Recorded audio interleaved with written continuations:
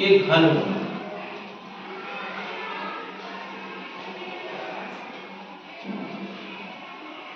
ये क्या हुआ, घन हुआ।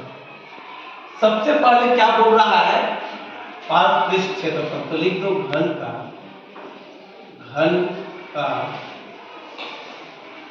पारपृष्ठ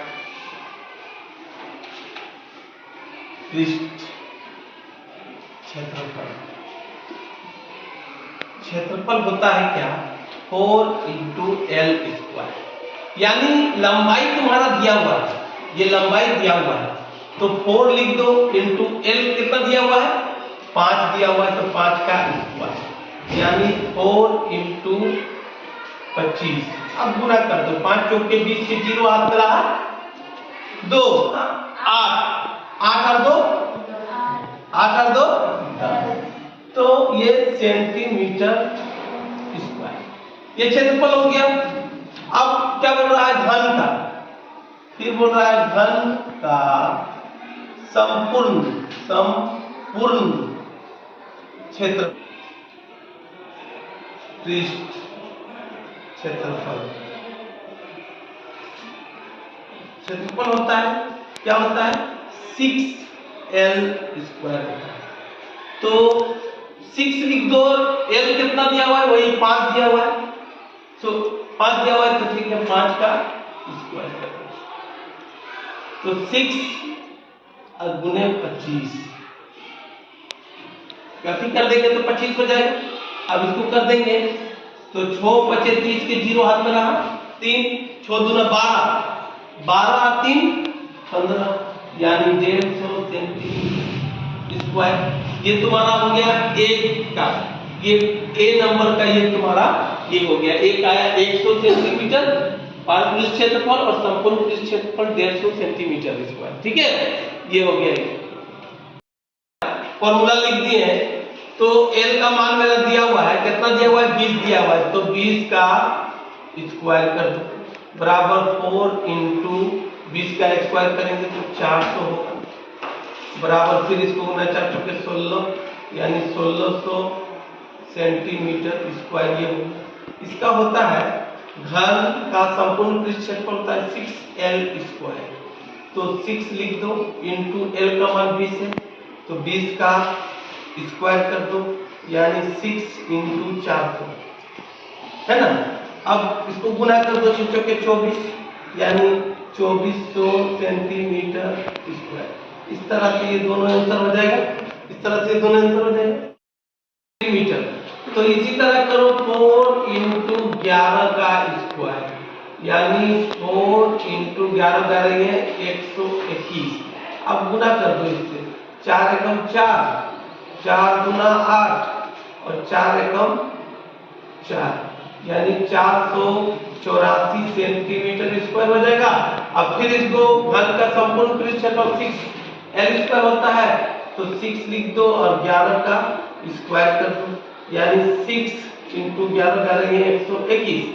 फिर क्या कर दो, 6 एकम 6, 6 दूना 12 के 2 हाथ में रहा, 1 6 और 1 7, 726 सेंटीमीटर स्क्वायर, ये आंसर हो जाएगा, यानी दोनों ये आंसर हो जाएगा, ठीक है।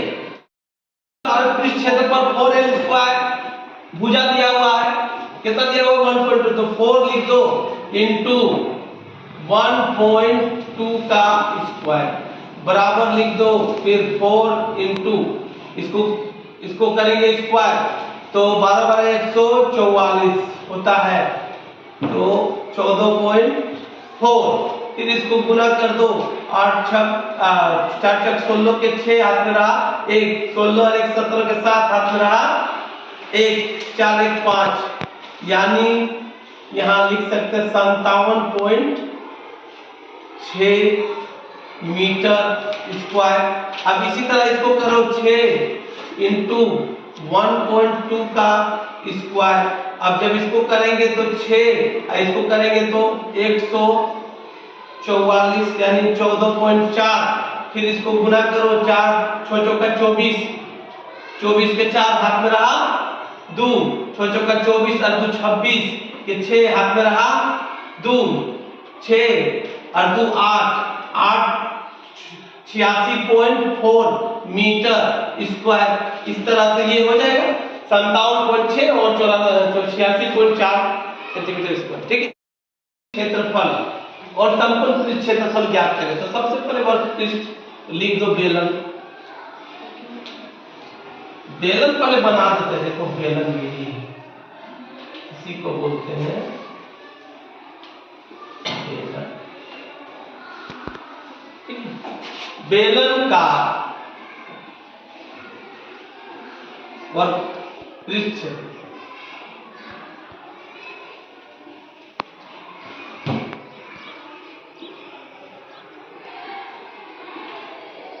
बराबर होता है 2 पाई आर एच।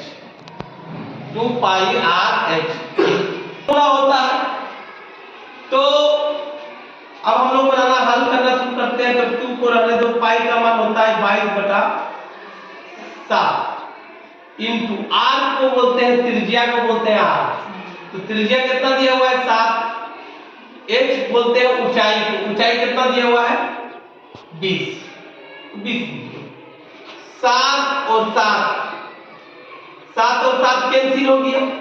अब बचा क्या, इसको गुना कर दो। 22 को 2 से गुना किया 44 इंटू 20। फिर 44 और 20 को गुना करो 8 तो 80 सेंटीमीटर स्क्वायर। ये हो गया बेलन का वर्ग पृष्ठ क्षेत्रफल। अब आएगा क्या, संपूर्ण पृष्ठ क्षेत्रफल। तो लिख दो बेलन का संपूर्ण पृष्ठ क्षेत्रफल बराबर होता क्या है 2 पाई आर। तो होता है 2 पाई आर एच प्लस आर। अब इस फॉर्मूला से हमको सेट कर दो।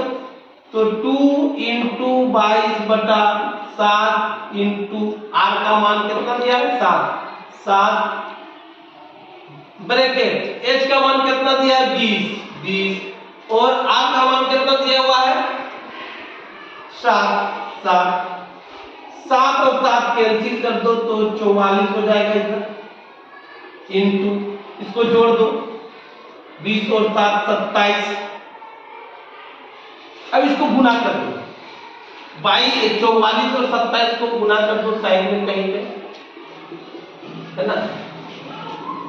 7 चौका 28 के 8 हाथ में रहा 2 28 और 2 30 8 यानी 8 11 यानी 1188 सेंटीमीटर स्क्वायर। इस तरह से ये बेलन का संपूर्ण पृष्ठ क्षेत्रफल 1188 हो जाएगा और बेलन का वर्ग पृष्ठ क्षेत्रफल 880 सेंटीमीटर हो जाएगा और ऊंचाई क्या 1.4 मीटर। तो 2 को डाले तो 22/7 हो गया। इसका पाई का मान आर दिया हुआ है मेरा 3.5 मीटर इंटू ऊंचाई दिया हुआ है 1.4, है ना। अब क्या करना है कि इसको अगर हटाते तो यहाँ 10, इसको हटाते तो यहाँ 10 होगा कि नहीं। एक अंक क्या हटा है तो इसको काट दो 7 दूना 14 2 पचे 10 5 सत्ते 35 होगा ना नहीं। 2 पचे 10, है ना। आप बचा क्या, इसको गुना कर दो 7 दूना 14 अरे 15 154/5। अब इसको भाग दे दो 154 को 5 से भाग दे दो 5 दिया 15 5 के 150 होता है ना। तो 4 0.02 40 यानी 30.8 मीटर स्क्वायर ये हो जाएगा। अब इसी तरह यहां आ जाओ दूसरा में, तो पाई इंटू 2 इंटू पाई बटा 7 इंटू आर का मान कितना है 3.5 है ना, प्लस इंटू एच का मान कितना है 1.4 प्लस 3.5 एच कर दो। अब क्या होगा, इसको अगर हटा देते तो यहाँ 10 हो जाएगा, 7 पचे 35, 2 पचे 10, 5 एकम 5, बचा क्या ओनली 22 बचा। और इसको जोड़ दो, इसको जोड़ दो तो कितना हो जाएगा 9 और ये हो जाएगा 4, यानी 4.9 को फिर 22 से गुना कर दो, 22 से गुना कर दो तो हो जाएगा 9 दूना 18 के 8 हाथ में रहा, 9 दूना 18 के 8, इसमें इधर कर देते, सॉरी इधर करो, और 22 को गुना करो, 9 दूना 18 के 8 हाथ में रहा, 1 8 और 1 9, 9 दूना 18, 8 और 1 9, 8 8 और 16 1 17 7 हाथ में रहा,